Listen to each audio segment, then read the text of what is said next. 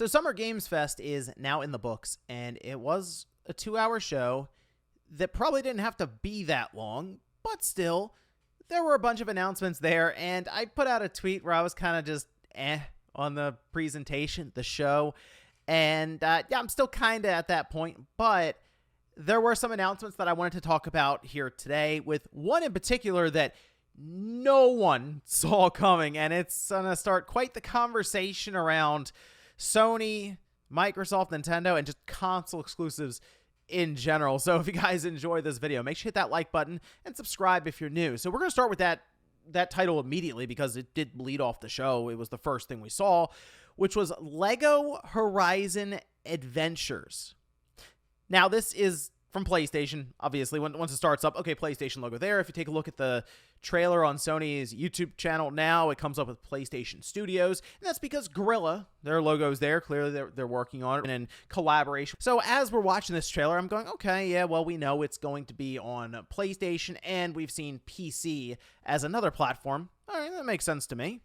So it's a Lego version of Horizon. As you'd expect, Aloy is the character here as well, so they didn't think to do like, oh, a new character or anything. I feel like they're, for the most part, going to just sort of play out the events of the 2 Horizon games we have now, right? And we're expecting a third one to come up at some point in the future, and more or less work to introduce it to a new audience, like a younger audience even, or just others who just haven't played the Horizon games. Maybe they like the Lego games. The kind of the gameplay loop there where you're collecting all kinds of different Lego bricks, building, doing all that stuff was present. Okay, makes sense.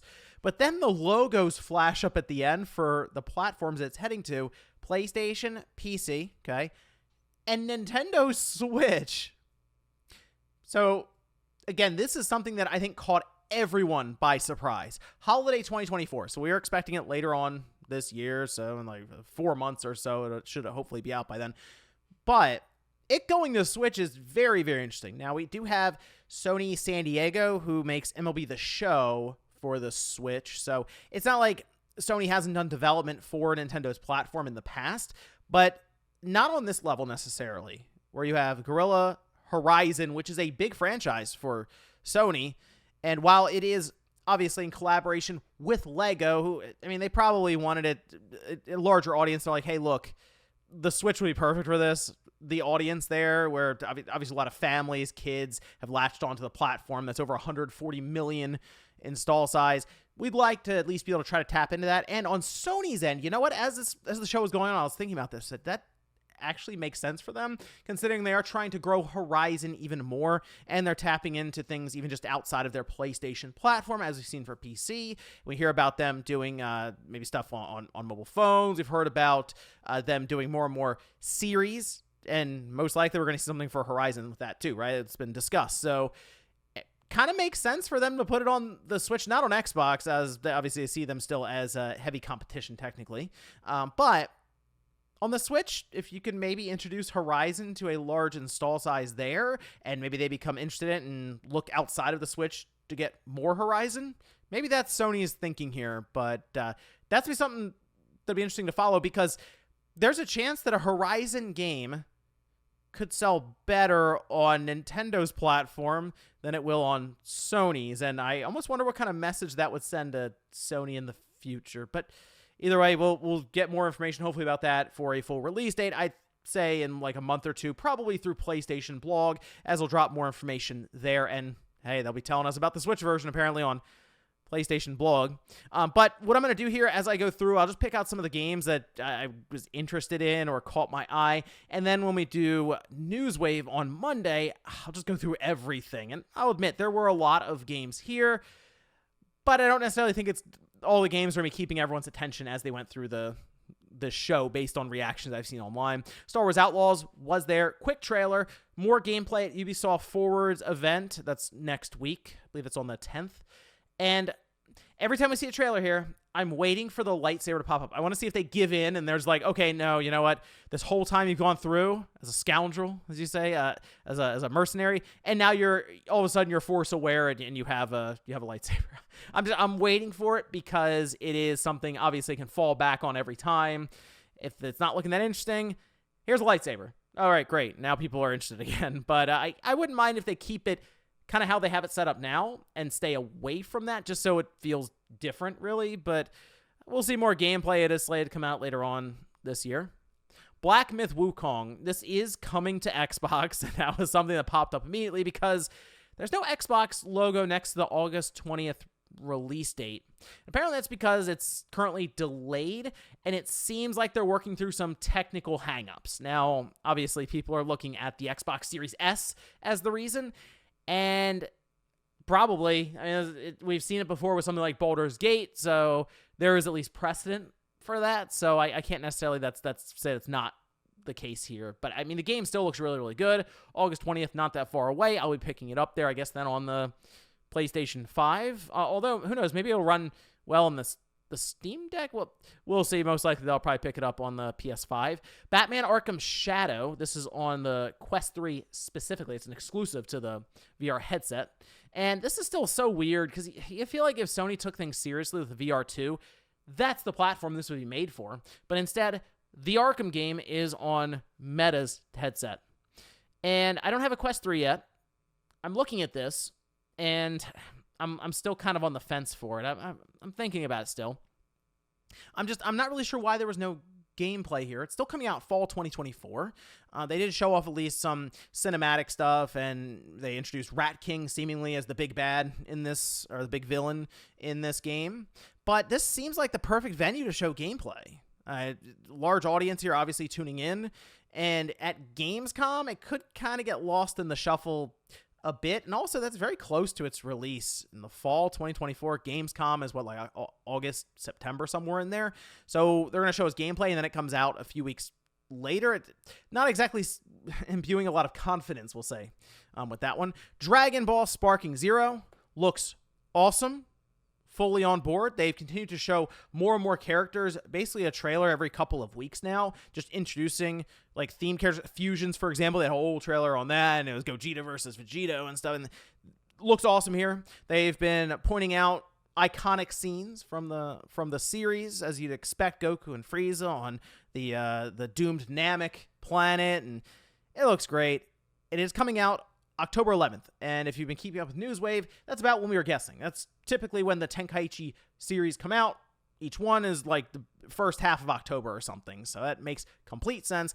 Fully on board. They, of course, have a big special edition, Ultimate Edition version that has a statue in it with Goku about to punch Broly, and I think the cover itself looks very, very good, so I'm on board with Dragon Ball Sparking Zero. Really looking forward to getting what's basically Tenkaichi 4. I'm not the biggest traditional fighting game guy. I mean, Tenkaichi is kind of out there with sort of the arcade fighting style.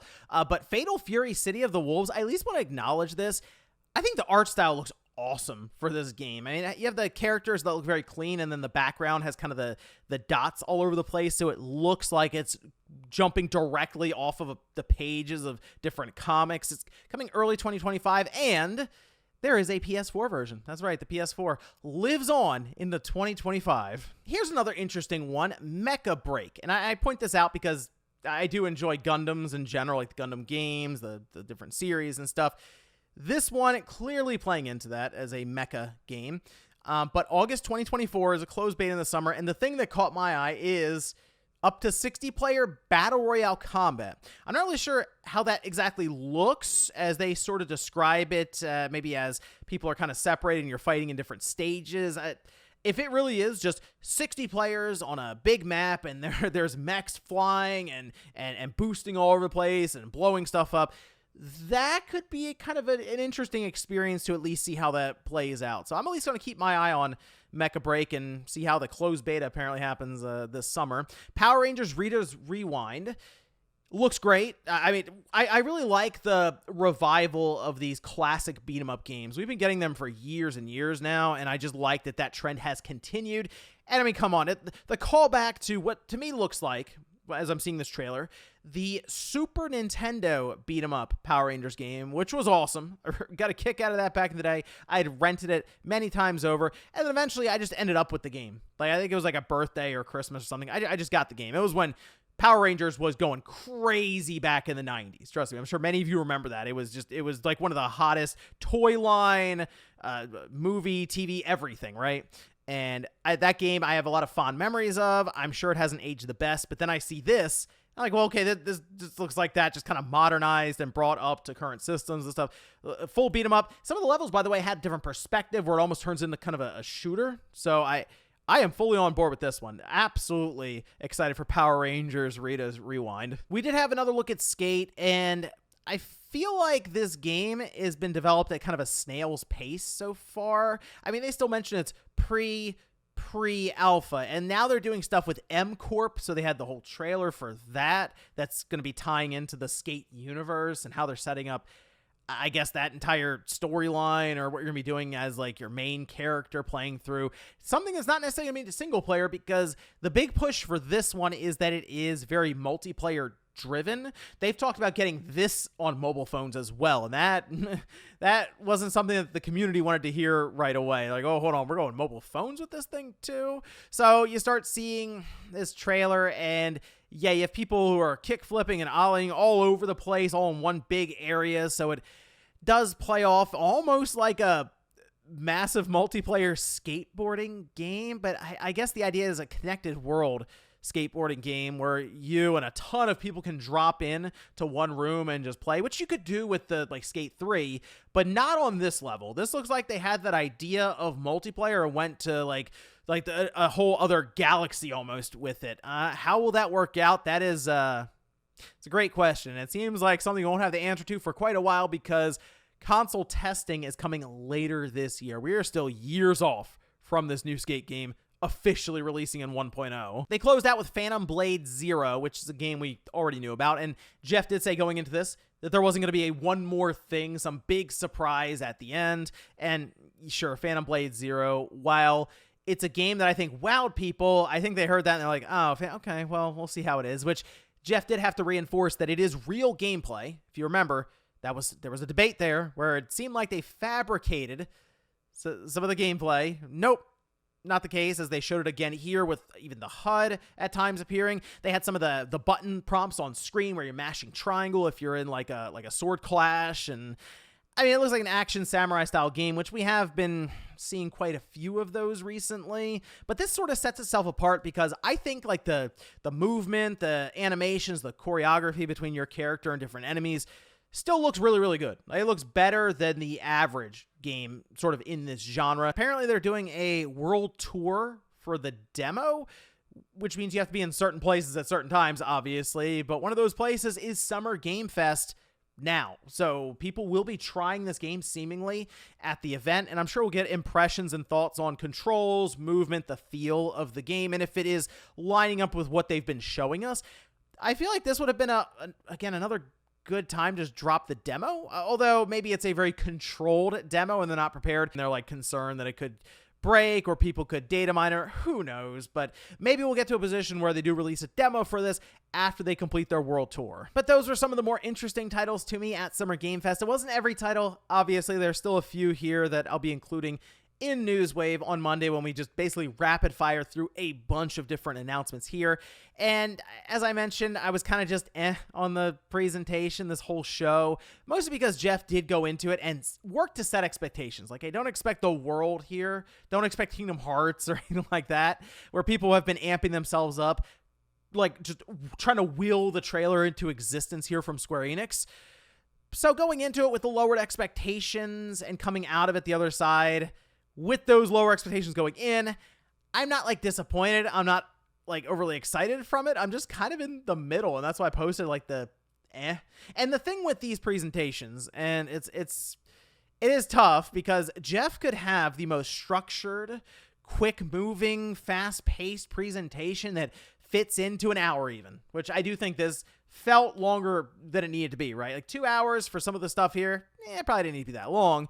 But even if he fit everything into an hour, right, and it was quick, snappy, it all still comes down to the games that are ready to be shown, announced, or have gameplay. Like, he can't really control that as much because if a studio is just not ready to show something, they're just not going to show up. Especially when you see the pricing that, yes, it did leak out, and it was like $250,000 for a minute, which, if you think that's expensive, you should have seen the E3 pricing. We're talking like in the millions at times. So I guess it's worth it to many, even these smaller developers and indie games, because they're showing up with their title, and in their mind, it's probably a way just to get more eyes, obviously, on their game, and they're able to push out $250,000 as an expense and add that in as obviously the business ledger and that sort of thing. So the pricing actually didn't shock me as much, just because I've heard some of the outlandish numbers that have been thrown around from past events. But that's pretty much my thoughts on some of the big announcements at Summer Game Fest. But hey, let me know what your favorite announcements were at the show, because I'm sure that, again, there are some I know that I didn't necessarily touch on here that maybe people want to talk about down below in the comments. And of course, give me your overall thoughts on Summer Game Fest for 2024. Thanks guys for watching, and I'll see you next time.